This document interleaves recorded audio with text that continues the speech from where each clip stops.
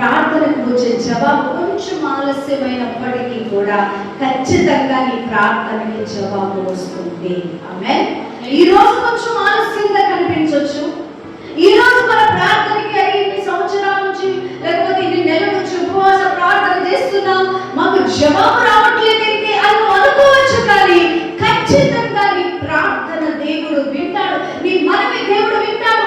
ఆయన వినేరుకున్నటకు ఆయన చెవులు మందము కాలేదు, రక్షింపనేరుకున్నటకు ఆయన హస్తము కురుచు కాలేదు. తన ప్రజలు ఆయన యొక్క పాదాల దగ్గరకు వచ్చి ఆయనకు ఆయన పాదాల దగ్గర విన్నపించుకొని హృదయం కుమ్మరించుకున్నట్లయితే ఖచ్చితంగా వారి మనవిని దేవుడు ఆలకిస్తాడు. ఆమేన్.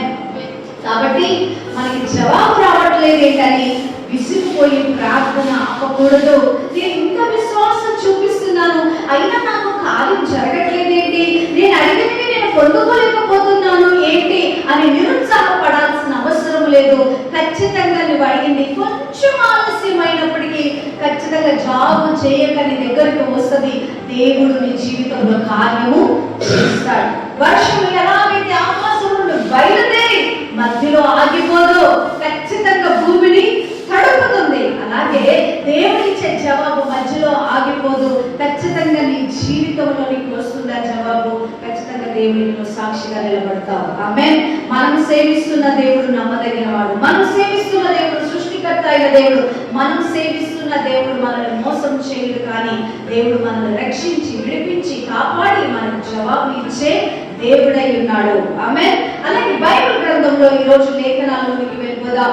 మనమందరం చూద్దాం. మార్కు సువార్త 5వ అధ్యాయము 21 నుంచి 25 వచనాల వరకు మనం చదువుదాం.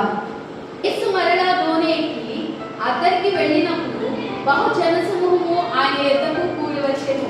ఆయన సముద్ర తీరమున ఉండగా సమాజ మందిరపు అధికారులలో యాయీరనునొకడు వచ్చి ఆయనను చూచి ఆయన పాదముల మీద పడి, నా చిన్న కుమార్తె చావనేయున్నది, అది బాగుపడి బ్రతుకుటకు నీవు వచ్చి దాని మీద నీ చేతి ఉంచవలెనని ఆయనను మిగిలిన బ్రతిమాలుకునగా ఆయన అతనితో కూడా వెళ్ళెను. చాలండి. చూడండి, ఇక్కడ యాయీరు అనే ఒక వ్యక్తి కనిపిస్తున్నాడు. అతని పేరేంటండి? యాయీరు. చెప్పండి, ఆయన పేరేంటి? యాయీరు. అతను ఎవరు అంటే సమాజ మందిరపు అధికారులలో ఒక అతను అన్నమాట. అంటే అధికారం కలిగిన వాడు, ధనవంతుడు, ఆస్తిపరుడు, పేరు ప్రఖ్యాతం కలిగిన వాడు, సమాజానికి భయపడకుండా ప్రజల మధ్యన నిర్భయముగా నిలుచుండే ఒక గొప్ప వ్యక్తిగా, సొసైటీలో ఒక మంచి పేరు కలిగిన వ్యక్తిగా, ధనం కలిగిన వ్యక్తిగా, అధికారులలో ఒక వ్యక్తిగా మనకి కనిపిస్తూ ఉన్నాడు. అయితే ఈ యొక్క యాయీరుకి ఒక కష్టం వచ్చిందండి. ఎంత బంగారపు ప్లేటుకైనా గోడ చేరుకు అవసరం కదా. మీకు ఎంత ధనం ఉన్నా, ఎంత ఆస్తిపాస్తులు ఉన్నా, ఎంత పేరు ప్రఖ్యాతులు ఉన్నా, ప్రియ స్నేహితురాలా, అమ్మా అయ్యా, నీకు ఒక మాట చెప్తున్నాను, నీకు దేవుడు అవసరం. నీ ఆత్మ రక్షించబడడానికి దేవుడు అవసరము, నీ కుటుంబం రక్షించబడడానికి దేవుడు అవసరము, నీవు నరకానికి వెళ్ళకుండా ఉండడానికి నీకు దేవుడు అవసరం, నీకు నిత్య జీవము కలగాలంటే దేవుడు నీకు అవసరమే. జ్ఞానము కావాలంటే నువ్వు దేవుడిని అడగాలి, బిడ్డలు కావాలంటే దేవుడిని అడగాలి, ఆరోగ్యం కావాలంటే దేవుడిని అడగాలి. నీకు ఎన్ని ఉన్నా నీ కోసం నువ్వు చేసుకోలేనివి కొన్ని ఉన్నాయి, అని దేవుడు చేస్తాడు. మానవుడికి అసాధ్యమైనవి దేవుడికి సాధ్యము, అన్ని సాధ్యమే. ఆమేన్. కాబట్టి మనిషి అతిశయించడానికి ఏమీ లేదు. నేను అన్ని చేయగలను, నాకు ఇంత ఉన్నది, నాకు అంత ఉన్నది, నాకు ఇంత జ్ఞానం ఉంది, నాకు ఇంత పెద్ద ఉద్యోగం ఉన్నది, నేను ఇంత పెద్ద కులంలో పుట్టాను, నేను ఇంత పెద్ద మతంలో పుట్టాను, కాబట్టి నాకు అన్నీ ఉన్నాయి, నాకు దేవుడు ఒక్కడలేదు అని అనుకుంటే నువ్వు అజ్ఞాని. దేవుడు అందరికీ కావాలి. ఆమేన్. Doesn't matter what you have, but you need Savior. రక్షకుడు నీకు అవసరం.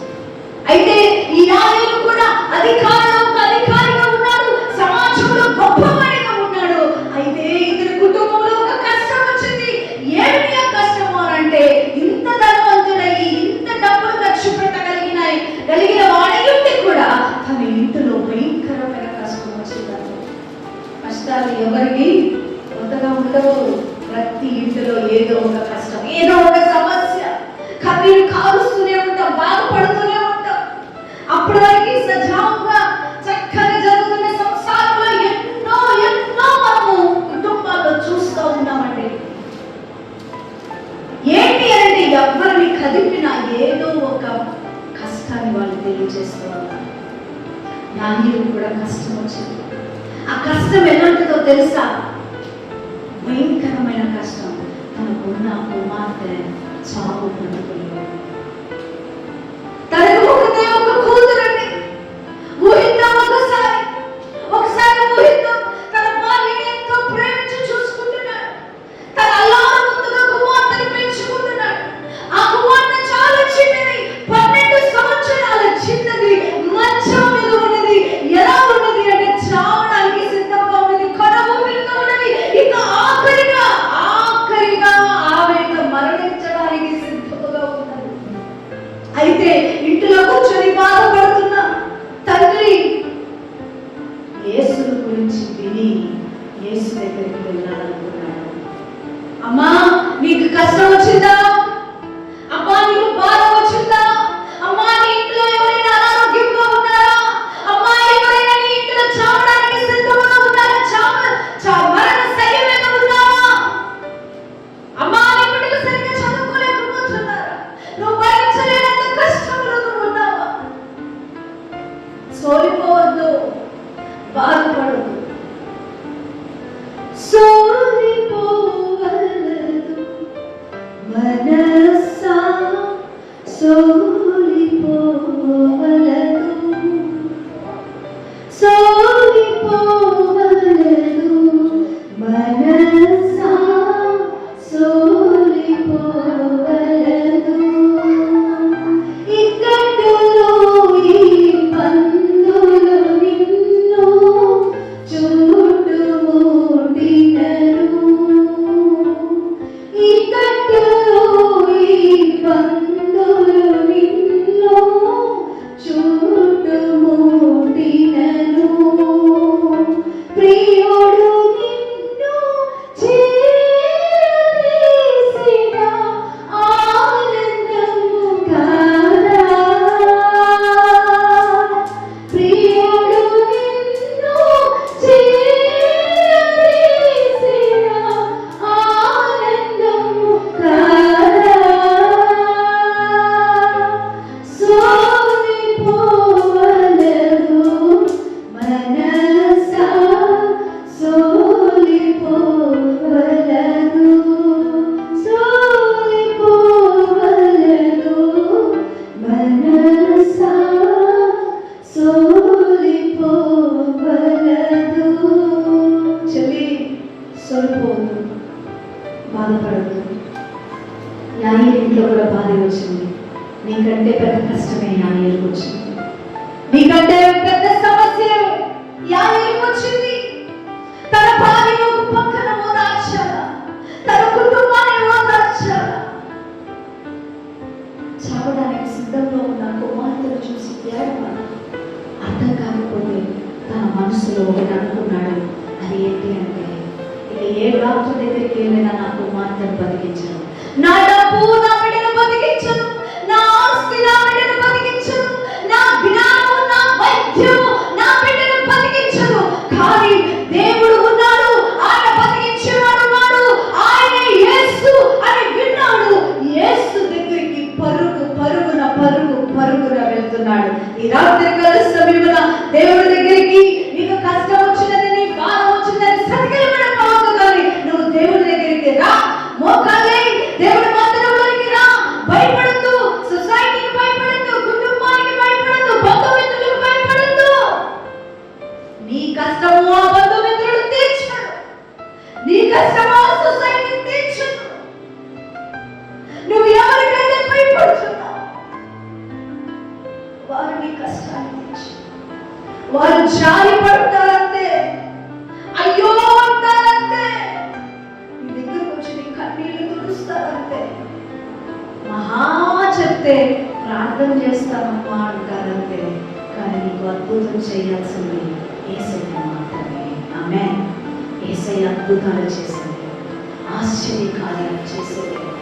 కానాను ఒక వివాహంలోకి వెళ్ళినప్పుడు అక్కడ ద్రాక్షారసం అయిపోతే ఆ వివాహంలో అవమానం జరగడం దేవునికి ఇష్టం లేక అక్కడ గొప్ప కార్యాలు చేయడం ప్రారంభించారు. నీ కుటుంబంలో యేసు ప్రభు వారు అద్భుతం చేస్తారు. నమ్మగలిగితే చప్పట్లు కొట్టి ప్రభు నామమున యేసే నామానికి మహిమ కలుగును గాక. అయితే యేసు కోసం విన్నాడు. యాయీరు ఇంట్లో ఏమొచ్చింది? కష్టం వచ్చింది. ఏంటా కష్టం? తనకి ఇష్టమైన కుమార్తె 12 సంవత్సరాల చిన్న బిడ్డ చావడానికి సిద్ధంగా ఉంది. కొన ఊపిరితో కొట్టుమిట్టాడుతుంది. తల్లి ఏడుస్తుంది, బంధుమిత్రులందరూ ఏడుస్తున్నారు. అయితే తండ్రికి ఒక విశ్వాసం వచ్చింది. అదేంటంటే యేసయ్య దగ్గరికి వెళ్ళి యేసయ్యని పట్టుకొని యేసయ్యని ఇంటికి తీసుకురాగలిగితే, ఆమేన్, యేసయ్యని పట్టుకొని ఇంటికి తీసుకురాగలిగితే నా కుమార్తె బ్రతుకుతుంది అనే గొప్ప విశ్వాసం. ఎంత విశ్వాసం! విశ్వాసం లేకుండా దేవునికి ఇష్టడై ఉండుట అసాధ్యమైన వాక్యం సెలవిస్తుంది. ప్రియ కుమార్తె, చెల్లి, తమ్ముడు, నీవు విశ్వాసం లేకుండా దేవునికి ఇష్టడై ఉండుట అసాధ్యము. కాబట్టి మొట్టమొదటిగా యేసు అద్భుతాలు చేస్తాడని నువ్వు నమ్ము. ఆ తర్వాత ఆ యేసుని విశ్వాసముతో పట్టుకోవడానికి ప్రయత్నం చేయి. ఆమేన్. ఊరికి అపలముఖంగా ఉండడం కాదు, కానీ విశ్వాసంతో యేసు అని యేసు దగ్గరికి వెళ్ళాలి. నువ్వు ఎక్కడికి వెళ్ళాలి? నీకు అద్భుతం జరగాలంటే నువ్వు యేసు దగ్గరికి వెళ్ళాలి. నువ్వు ఉన్న చోటనే నిలిచిపోతే కుదరదు. ఒక అడుగు ముందుకు వేయాలి. మోషేతో అంటున్నాడు, మోషే అంటున్నాడు, అయ్యో వీళ్ళందరూ సనుగుకుంటున్నారట. ఇన్ని లక్షల మందిని ఐగుప్తు దేశం నుంచి నేను బయటికి తీసుకురావడానికి నీ ఆజ్ఞ వేదమైన తీసుకొచ్చానయ్యా. వెనకాల చూడకపోతే ఫరో సైన్యం, ముందర చూడకపోతే భయంకరమైన సముద్రం ఇక్కడికి తీసుకొచ్చి మమ్మల్ని ఈ సముద్రంలో ముంచి చంపేద్దామని తీసుకొచ్చావా అని నాయకుడి మీద సనుగుతుంటే మోషే ప్రార్థన చేస్తున్నాడు. అయ్యో, ఇన్ని లక్షల మందిని నేనేం చేయగలగా? విశ్వాసంతో ప్రార్థన చేస్తున్నాడు. దేవుని గట్టిగా పట్టుకున్నాడు. ప్రార్థన చేస్తుంది. చల్లటి స్వరం వినిపిస్తుంది. మోషే ఆగిపోక సాగు. ఆమేన్. మోషే ఆగిపోక సాగు. నీకు ఏదో ఏదియో లేదు అసాధ్యము, నీదు కృపతో నాగేదియో కాదిల సమానము. నీకు ఏదో ఏదియో లేదు అసాధ్యము, నీదు కృపతో నాగేదియో కాదిల సమానము.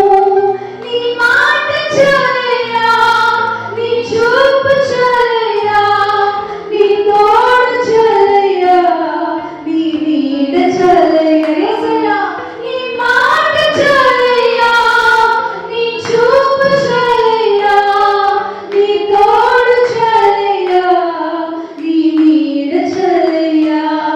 నీ ఉంటే నాకు చాలు యేసయ్యా, నీ వెంటే నేను ఉంటాను యేసయ్యా. ఆయనకి ఇళ్లలో సాధ్యమైనది ఏదీ లేదు. నువ్వు అడిగే ప్రతి మనవి, అమ్మో ఇన్ని కష్టాలు తీరుస్తాడా, ఇన్ని అవసరాలు తీరుస్తాడా అంటే ఆయన చిన్న దేవుడు కాదు, ఆయన పెద్ద దేవుడు. నీ అవసరాలన్నింటినీ కూడా తీర్చే దేవుడు ఆయన. ఆమేన్. చూడండి, ఈ యొక్క యాయీరుకి విశ్వాసం కలిగింది. యేసు దగ్గరికి రావాలని ఆశపడుతున్నాడు. యేసు దగ్గరికి వచ్చిన వాడు ఊరికే ఉండట్లేదు, కానీ మనవి చేస్తున్నాడు. ఏమని మనవి చేస్తున్నాడు? చదవండి 23వ వచనం. నా చిన్న కుమార్తె చావనై ఉన్నది, ఆ. అది బాగుపడి బ్రతుకున్నట్లు నీవు వచ్చి దాని మీద నీ చేతులు ఉంచవలనని ఆయన మిగులు బ్రతిమాలుకొనగా. ఏమంటున్నాడంటే యేసు 22వ వచనం కూడా ఒకసారి చదవమ్మా. ఆయన పొజిషన్ ఏంటి? ఆయన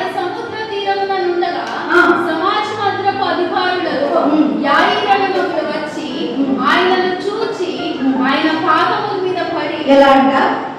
ఆయన పాదముల మీద పడి ఎలా మనవి చేస్తున్నాడంట? ఆయన పాదాల మీద. నీ అవసరం ఏం చేయాలో తెలుసా? దేవుని పాదాలను కడగాలి. దేవుని పాదాలను కడగాలి. దేవుడు చూస్తున్నాడులే అని మౌనంగా ఆయన వైపు చూడటం కాదు. నువ్వేం చేయాలో తెలుసా? నీ కష్టం నీకే తెలుసు, నీ బాధ నీకే తెలుసు, నీ గుండెలలో నీకే తెలుసు. యాయకు కొంచెం కష్టం ఇంత ఉంది. ఆయన కష్టము నేను ఇంత అధికారి కదా, ఇంత ధనం ఉన్నది కదా, ఇంత బలం ఉన్నది కదా, ఇంత పేరు ప్రఖ్యాతులు ఉన్నాయి కదా, అవన్నీ పక్కన పెట్టాడు. నా కుమార్తె బ్రతకాలంటే అనుకున్నాడు.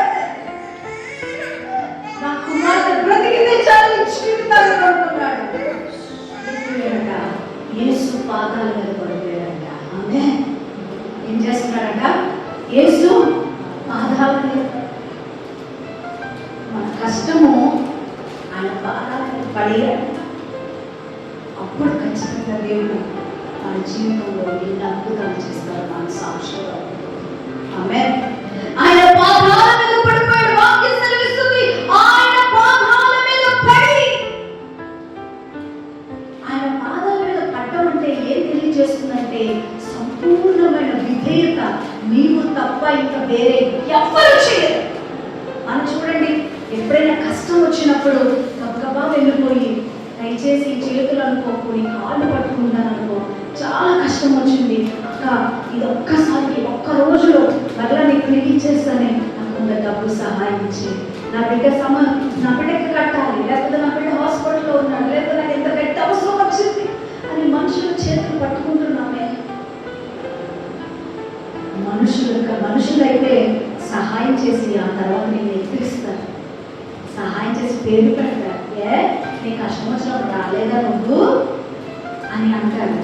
కానీ దేవుడు అయితే నిన్ను వ్యక్తిరించే దేవుడు కానీ కాదు, నిన్ను చులకన చేసే దేవుడు కాదు, నిన్ను అవమానించే దేవుడు కాదు. నువ్వు ఎన్ని అవసరంతో పట్టుకొని వస్తున్నావు, ఏమి తేగ దొరికానా అనే దేవుడు కాదు. ఆయన పాదాల మీద పడితే చాలు, ఆయన గుండె అంట పెనము మీద వెన్నపూస వేస్తే కరిగిపోయినట్లుగా కరిగిపోతుందట ఆయన మనసు, వెన్నలాంటి మనసు. ఆమేన్. అంత చక్కటి హృదయం కలిగి, మెత్తని హృదయం కలిగి నీ ప్రార్థనకి చెవి యొక్కే దేవుడు ఉన్నాడమ్మా. బాధపడకుండా విశ్వాసంతో యాయి పాదాల మీద పడ్డాడు. నువ్వు ఈ రాత్రి ఆయన పాదాల మీద పడు. దేవుడు తెల్లారి పాటికి అద్భుతం చేస్తాడు. నువ్వు నమ్మగలిగితే ఆమె ఆయన పాదాల మీద పడి విన్నపించుకుంటున్నాడు. ఏమని? నా చిన్న కుమార్తె చావనై ఉన్నది. ఎక్కడ? నా చిన్న కుమార్తె చావనై ఉన్నది. డాక్టర్స్ ఈ కష్టమండి అనుభవించడానికి బాగా తెలుసు. పిల్లలు చావు బతుకుల్లో, ఐసీయూల్లో, హాస్పిటల్లో ఉన్నప్పుడు డాక్టర్లు చేతులు పట్టుకొని అడుగుతాను, చూశారు, నా బిడ్డను ఎక్కడైనా బతికించండి, ఎలాగైనా బతికించు. ఎంతమంది తెలియదు వాళ్ళు. అయితే ఈయన ఎంతమంది వైద్యుల దగ్గరికి వెళ్ళాడో నాకు తెలియదు, కానీ యేసయ్య పాదాలు పట్టుకొని అంటున్నాడు, అయ్యో నా కుమార్తె చావడానికి సిద్ధంగా ఉన్నాడు, అది బాగుపడి బ్రతుకున్నట్లు నీవు వచ్చి దాని మీద నీ చేతులు ఉంచవలెనని ఆయనను మిగులుగా బ్రతిమలాడుకొనగా. ఆమేన్. ఏమన్నాడు? మిగులుగా బ్రతిమలాడుతున్నాడు. ఆయన ఎక్కడ ఉన్నాడు? చాలా మంది ఉన్నారు ఆయన చుట్టూ, శిష్యులు ఉన్నారు, ప్రజలు ఉన్నారు, గుంపులు, అందరూ ఆయన మీద పడిపోతుంటే ఆయన పాదాల మీద పడి విసిగిస్తున్నాడు, బ్రతిమలాడుకుంటున్నాడు. అయ్యో నా కుమార్తె చాలా సిద్ధంగా ఉంది, రా ప్రభువా, యేసు రా, యేసు రా, వచ్చి నా బిడ్డ మీద చేతులు ఉంచి ఈ రాత్రి నువ్వు నన్ను ఆశీర్వదించకపోతే నీ కాళ్ళు నేను వదలను అని నాకు ప్రార్థన చేస్తున్నాడు. ఆ రాత్రి ఇజ్రాయేలుగా మార్చబడ్డాడు. ఆమేన్. వెలుగులాడు, గోచాడు, ప్రార్థించి మోకాళ్ళపై హృదయం కుమ్మరించుకో.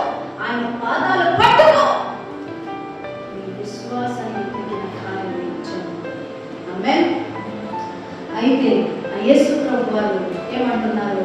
మిగుల బతిమాలుతున్నాడు. మొట్టమొదటిగా ఆయన కుటుంబంలో యాయీరు కుటుంబంలో సమస్య వచ్చింది.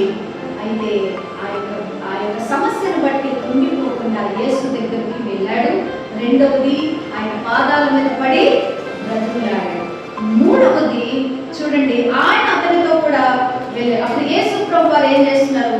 ఆయన అతనితో కూడా వెళ్ళాడు. యేసు ప్రభు వారు యాయీరు సరే వచ్చి నేను మీ పాప మీద చేతులుంచి ప్రార్థన చేస్తానని యాయీరుతో కలిసి వెళ్తున్నాడు. యాయీరుని కలిసి వెళ్తుంటే మధ్యలో ఏం జరుగుతుంది? ఆలస్యం జరుగుతుంది. ఒక పక్కనేమో గుండె అని కొట్టుకుంటుంది. ఏ నిమిషంలో ఆగిపోద్దో తెలియదు. తండ్రి ఫుల్ ట్రాజడీ ఉన్నాడు. ఈ పక్కన యేసు ప్రభు సరే పద అని చెప్పి వెళ్తుంటే మధ్యలో ఒక సమస్య వచ్చింది. సమస్య అని చెప్పడం కంటే దేవుని మహిమాతమైన గొప్ప కార్యం జరుగుతుంది. ఆమేన్. చూడండి, వెంబడించి ఆయన మీద పడుచుండిని 12 ఏళ్ల నుండి రక్తస్రావ రోగం కలిగిన ఒక స్త్రీ ఉండెను. ఆమె అనేక వైద్యుల చేత ఎన్నో తిప్పులు పడి, చదువు 26 వచనం నుంచి, తనకు కలిగినదంతయు వ్యయం చేసుకొని ఎంత మాత్రము ప్రయోజనం లేక మరింత సంకటపడిను. ఆమె యేసును గూర్చి విని, నేను ఆయన వస్త్రపు మాత్రం ముట్టిన బాగుపడును అనుకొని జన సమూహంలో ఆయన వెనుకకు వచ్చి ఆయన వస్త్రము ముట్టెను. వెంటనే ఆమె రక్తధార కట్టెను గనుక తన శరీరంలోని ఆ బాధ నివారణ అయినదని గ్రహించుకునెను.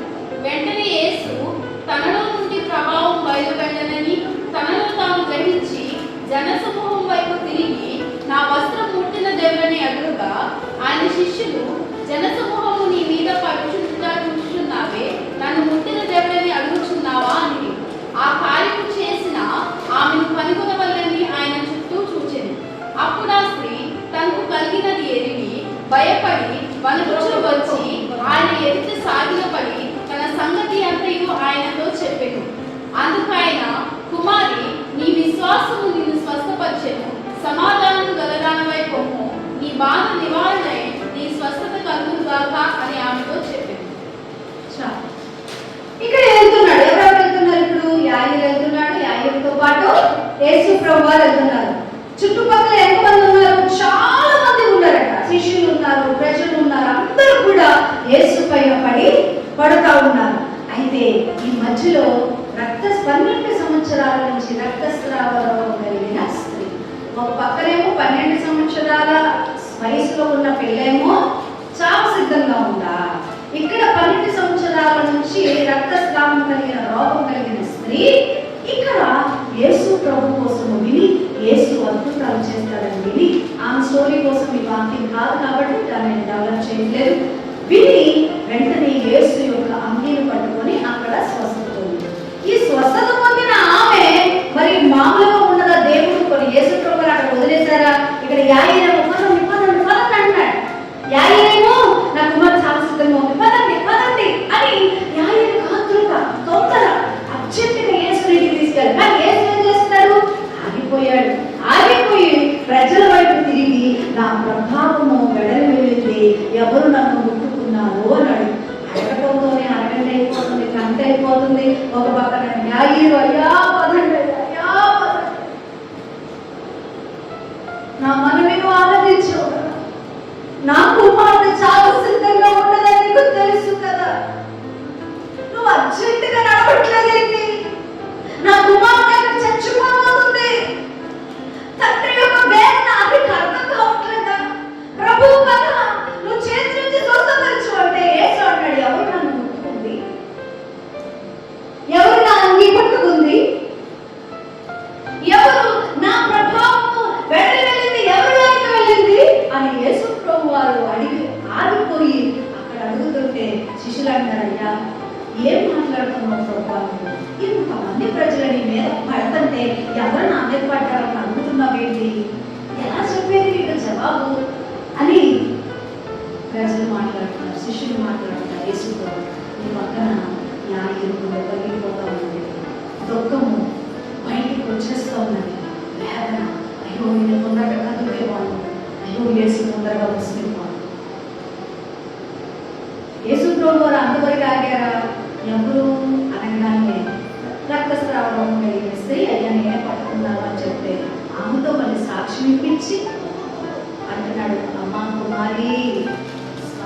యొక్క విశ్వాసమే నిన్ను స్వస్థపరిచెను.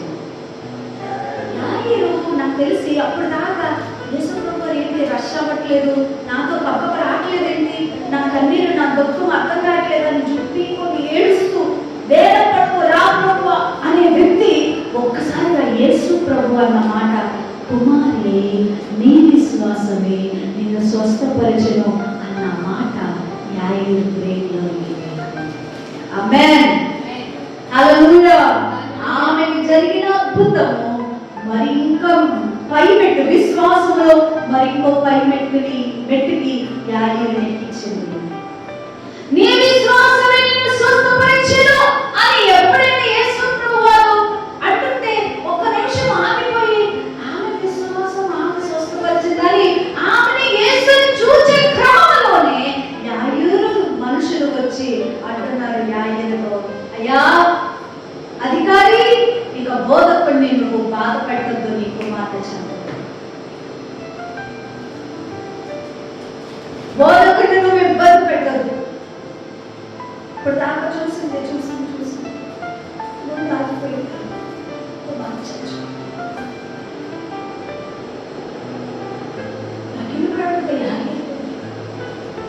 ఒక పక్కేమో ఈమె గంతులేస్తుంది, ఈమె దేవుడిని స్తుతిస్తుంది, ఈమె ప్రభుని కనపరుస్తుంది, ఈమె దేవుని ప్రభావం పొందకూడదు. ఇంకో పక్కన యేసు కుమారి నీ విశ్వాసమే నిన్ను స్వస్థపరిచింది అని యేసు ప్రభు అంటున్నాడు. ఇంకొక పక్కన నీ కుమార్తె చచ్చిపోయింది.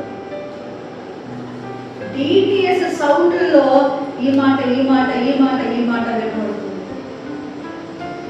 యాయీరు మిక్స్డ్ ఎమోషన్స్ తో ఉన్నాడు. కుమార్తె చనిపోయింది అన్న వెంటనే నేనైతే కొప్పుకులిపోతానండి. అక్కడ నేనైతే కుమారి నీ విశ్వాసమే నిన్ను స్వస్థపరిచింది అని యేసు చేసిన అద్భుతాన్ని కన్నులారా చూచి కూడా నా జీవితంలో ఇలా జరిగిందా అని యాయీరు పొజిషన్ లో నేను ఉంటే అక్కడే కొప్పుకులు పడిపోతాను. కానీ యాయీరు ఏం చేశారో తెలుసా? నెగిటివ్ న్యూస్ కి రెస్పాండ్ అవ్వలేదు, పాజిటివ్ న్యూస్ కి రెస్పాండ్. ఆమేన్. దేవుడు అద్భుతం చేస్తాడు నీకు విశ్వాసం ఉంటే అనేదే మనసులో పెట్టుకున్నాడు తప్ప నా కుమార్తె చనిపోయింది అన్న మాటకు మాత్రం స్పందించలేదు. మరలా యేసు వైపు చూస్తుంటే యేసు అన్నమాట, విశ్వసించు. చెప్పండి బట్టి ప్రభు నామమున హల్లెలూయా. విశ్వసించు. Doesn't matter what worst condition, ఎంత వర్స్ట్ కండిషన్లోకి నువ్వు వెళ్ళావా అన్నది ప్రాముఖ్యము కాదు. యేసు ఆ పరిస్థితుల్లోనే కూడా వచ్చి నీ జీవితాన్ని మారుస్తాడని. దేవుడు ఈ రాత్రి యాయీరు కుటుంబాన్ని దర్శించిన దేవుడు ఈ రాత్రి మన కుటుంబాలను దర్శించుకుంటారు. యాయీరుకున్న విశ్వాసం, యాయీరుకున్న నిరీక్షణ, యాయీరుకి యేసు పట్ల ఉన్న ప్రగాఢమైన నమ్మకం మనకి ఉన్నట్లయితే మనం కూడా అద్భుతాలు చూస్తాం. ఎందుకంటే యేసే మనకు కొంచెం ఆలస్యమైన పర్వాలేదు, ఆలస్యం తర్వాత దేవుని కార్యం చేస్తాం. 5 నిమిషాలు ఇంటికి వెళ్ళాల్సిన ప్రయాణం రోడ్డు మీద 2 గంటలు కూడా అక్కడే ఇంకో మాట చదివి. అయితే యాయీరుతో దేవుడు అన్నమాట 35 వచ్చిన ఆయన ఇంతకు మాట్లాడుచుండగా సమాజ మంత్రపు అధికారి ఇంత నుండి కొందరు వచ్చి, నీ కుమార్తె చనిపోయినది, నీవిక బోధకుని ఎందుకు శ్రమ పెట్టదు అని. యేసు వారు చెప్పిన మాట లక్ష్య పెట్టక, భయపడకుము, నమ్మిక మాత్రం ఉంచుమని సమాజ మంత్రపు అధికారితో చెప్పి. యేసు వారు చెప్పిన మాట లక్ష్య పెట్టక, నిన్ను భయపెట్టే వార్తలు ఎన్ని వచ్చినా నువ్వు వాటిని ఏం చేయాలి? లక్ష్య పెట్టకూడదు. నువ్వేం చేయాలి? నువ్వు ఓడిపోతావు, నువ్వు నశించిపోతావు, నీ వల్ల ఏమీ కాదు, నీకు మేలు జరగదు అని ఏవైతే స్వరాలు ఉంటాయో అది నమ్మద్దు. దేవుడు నీ పక్షాన ఉన్నాడు, నీ పక్షాన్ని చేస్తాడు. దావీదు, నువ్వు ఓడిపోతావయ్యా, నువ్వెందుకు పోయేదంట? సౌలు లాంటి రాజే లోపల కూర్చున్నాడు, నువ్వేం చేస్తావు అని అనే ఉంటారు ప్రజలు. కానీ దావీదు యుద్ధం యెహోవాది అని చెప్పాడు. ఈ సమస్య తీర్చేది మనిషి కాదు, దేవుడు అని గుర్తుపెట్టుకో. ఎందుకంటే ఆ దేవుడికి సమస్తము సాధ్యమే. Whatever the miracle that you are expecting from Lord Jesus Christ, you will receive for sure. If you have faith, you will receive. God will honor your faith. విశ్వాసాన్ని దేవుడు కనిపిస్తాడు. ఆమేన్. యేసయ్య అంటున్నాడు, భయపడకు, నమ్మిక మాత్రం ఉంచమని సమాజ మందిరపు అధికారితో చెప్పాడు. మనం దేవుడి యొక్క జవాబు పొందాలంటే ఏం చేయాలి? నమ్మిక మాత్రము ఉంచాలి. మేరీ మార్త ఏడుస్తుంటే అంటున్నాడు యేసుప్రభువు అంటున్నాడు, నమ్మండి, నమ్మిన ఎడల దేవుని మహిమను చూస్తావు. నమ్ము. ఎంత భయంకరమైన పరిస్థితులైనా దేవుడు మారుస్తాడంటే ఖచ్చితంగా నీ భర్తను స్వస్థపరుస్తాడు, నీ భార్యను స్వస్థపరుస్తాడు, నీ బిడ్డలను బాగు చేస్తాడు, నీ బిడ్డలకు జ్ఞానం ఇస్తాడు, నీ కుటుంబాన్ని చక్కపరుస్తాడు. దేవునికి నీ చిన్న హృదయం ఇస్తే చాలు, విశ్వాసంతో నా నీరు యేసును చూసినట్లుగా చూస్తే చాలు, దేవుడిని ప్రార్థన చేస్తాడు. ఆమేన్. అయితే పేతురు, యాకోబు, యోహాను వీళ్ళందరూ కూడా యేసు ప్రభుతో తన ఇంటికి వచ్చేసారు. ఇప్పుడు ఎక్కడికి వెళ్ళిపోయారు? వీళ్ళ అయ్యన ఇంటికి వెళ్ళిపోయారు. అక్కడ లోపల ఎవరు ఉన్నారు? డెడ్ బాడీ ఉంది, చనిపోయిన చిన్న బిడ్డ ఉంది, మంచం లేదు. ఏడ్చే వాళ్ళు, గొల్ల చేసే వాళ్ళు ఉన్నారు. వాళ్ళందరూ నమ్మనమ్మికంగా ఉన్న వాళ్ళందరూ బయటికి వెళ్ళేసారు. లోపలికి వెళ్ళి ఆ చిన్నది పడి ఉన్న గదిలోనికి వెళ్ళి 41 ఆ చిన్నదాన్ని చేయి పట్టుకొని తల్లి తాకుమి అని ఆమెతో చెప్పెను. ఆ మాటకు చిన్నదానా దెమ్మని నీతో చెప్పుచున్నానని అర్థం. వెంటనే ఆ చిన్నది లేచి నడవసాగెను. చప్పట్లు కొట్టి ప్రభువుని నమ్మండి. ఆమేన్. అడుగులు తడబడినా, అలసట భయపడినా, అడుగులు తడబడినా, అలసట భయపడినా, చీకటి వెన్ను తట్టి చక్కటి ఆలోచన చెప్పి, చీకటి వెన్ను తట్టి చక్కటి ఆలోచన చెప్పి నడిపిస్తాడు నా దేవుడు. శ్రమలోనైనా నన్ను విడువడు, నడిపిస్తాడు నా దేవుడు. శ్రమలోనైనా నన్ను విడువడు. కష్టాల కొలిమి కాల్చి వేసిన, సుఖాలు గుండెను చీల్చి వేసిన, కష్టాల కొలిమి కాల్చి వేసిన, సుఖాలు గుండెను చీల్చి వేసిన, తన చిత్తం నెరవేర్చుతాడు, గమ్యం వరకు నన్ను చేర్చుతాడు. తన చిత్తం నెరవేర్చుతాడు, గమ్యం వరకు నన్ను చేర్చుతాడు, నడిపిస్తాడు నా దేవుడు. శ్రమలోనైనా నన్ను విడువడు, నడిపిస్తాడు. శ్వాసములతో పాడాలి. శ్రమలో ఆయన మనల్ని విడిచిపెట్టేవాడు కాదు. ఆయన నన్ను విడువడు. ఆమేన్. కష్టాల కొలిమిలో కాలిపోతున్నప్పుడు సుఖాల గుండెను చీల్చి వేస్తున్నాం. మనం నడిపించే దేవుడు మనకు. తల్లి తాకుమి, లే అంటే ఆ చిన్నదట లేచి నడవడం ప్రారంభించింది, గంతులు వేయడం ప్రారంభించింది, లేచి చక్కగా ఆహారం తీసుకోవడం ప్రారంభించింది. యాయీరు విశ్వాసం యాయీరు కుమారులను యాయీరు విశ్వాసం యాయీరు కుమారులను ఆలస్యమైంది. ప్రార్థన విగ్రహం జవాబు రావడం ఆలస్యమైంది అని అనుకోవద్దు. దేవుడు ఆలస్యమైన గొప్ప కార్యాలు జీవితంలో చేస్తాడు. విశ్వాసాన్ని విడిచిపెట్టదు, భయపడదు. నీకు నమ్మకుండా నేను నువ్వు ప్రార్థన చేస్తే నేను జవాబిచ్చి దేవుడు నీకు కృప మనకు అనుగ్రహించుగాక. మోకాలేసి ప్రార్థన చేస్తాం. నమ్మదగిన దేవానికి అయ్యా తండ్రి, యాయేలు కుమార్తెను దర్శించినది తండ్రి విశ్వాసం, తండ్రి ప్రేమ. యేసు నా ఇంటికి వచ్చి చావడానికి సిద్ధంగా ఉన్న నా కుమార్తె మీరు చెయ్యి వేస్తే నా కుమార్తె బాగుపడతాడు అనుకున్నాడు. పాదాల మీద పడ్డాడు, ఇది నా పని చేశాడు. కానీ అక్కడ కొంత ఆలస్యమైంది. ఆ ఆలస్యంలో కుమార్తె చనిపోయింది. తన లైఫ్లో ఏది ఆయన భయపెట్టిందో, కుమార్తె చావు ఆయన భయపెట్టింది, అదే చనిపోయింది. అయితే యేసు అన్న మాట భయపడకూడదు, నా మీద మాత్రం ఉంచు. చనిపోయిన వార్త యాయేలుని కలవరపెట్టలేదు, కానీ భయపడకు, నా మీద మాత్రం ఉంచు అన్న మాట యాయేలుని నిలబరిచి ఈ రాత్రి అదే మాట దేవుడి మీద చెప్తున్నాను. ఎటువంటి పరిస్థితుల్లో ఉన్నా భయపడకు, నా మీద మాత్రం ఉంచు. దేవుడి రాత్రి నేను దర్శిస్తాను. మహాపరిశుద్ధుడు అయిన దేవ, ప్రార్థనలు ఆలకించే దేవ, మా ప్రతి కష్టాన్ని ఇచ్చే నీకు వందనాలు.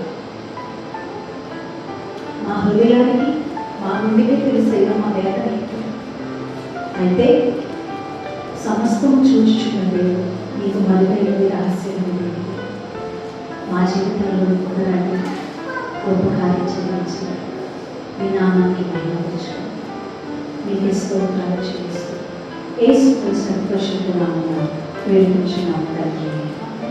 ఆమేన్.